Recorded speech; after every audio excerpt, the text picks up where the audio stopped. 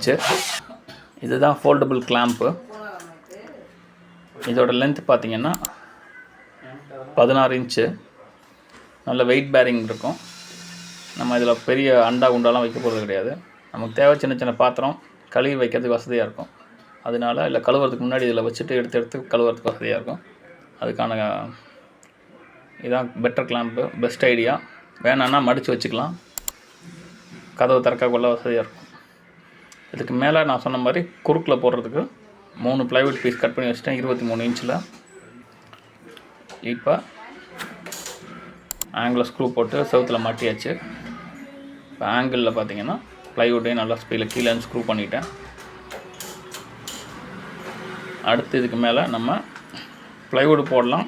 அப்படி இல்லைன்னா வேறு ஏதாவது நம்ம போடணுன்னா பெஸ்ட்டு வந்து இதுக்கு பெஸ்ட் ஆப்ஷன் ஆல்கோ போர்டு போடுறது தான். ஏன்னா என்கிட்ட ஆல்கோ போர்டு பழசு கிடக்கு.